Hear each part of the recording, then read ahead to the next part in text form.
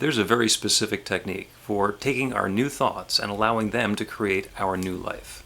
We've talked about affirmations, which are very, very powerful, and in a lot of cases in the self-help movement, they work on their own. We claim something that we are desiring, we repeat it to ourselves, and we get ourselves to the point where we're believing it. The challenging part, though, is if we're making a claim that goes beyond our belief system, we're not going to get what we're affirming. We're going to get what we're believing. So practical prayer for real results is a way of taking that same affirmation that has a powerful, positive, personal, and present tense statement and activating that using the universal spiritual power that created everything. Now, it goes back to our creation stories. Wherever all of this came from, whether you believe it was the Big Bang, where everything came from that impossibly dense singularity and exploded into this entire universe which has been unfolding for 14 billion years. Or it was the Genesis story of in the beginning there was darkness and void and God said, let there be.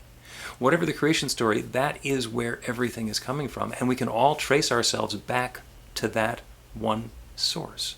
So everything that we are, everything that exists everywhere in the universe is part of that one. So all of that intelligence, all of that creative power, all of that divine energy, all of that bright light of infinite love is available everywhere. And that means it's available to us as well.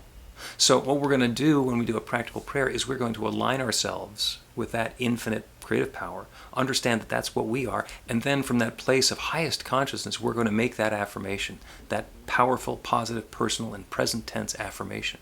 It's not us making that claim. It's God and us on the same team making that claim. Now, there's a lot of nuance and detail. We have classes and workshops and groups and ongoing study as we deepen into this very, very practical spiritual process. But it's pretty simple to do.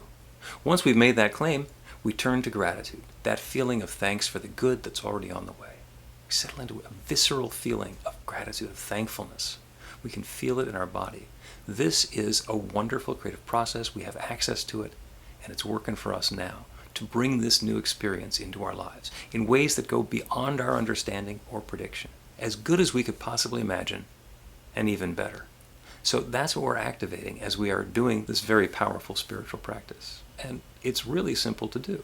It's not necessarily easy to keep ourselves focused on that positivity, to maintain the spiritual framework, but that's what the rest of the spiritual practices are for, to create that environment where we are expressing that divine light of God's love. That's the truth of who and what we are. It's practical spirituality.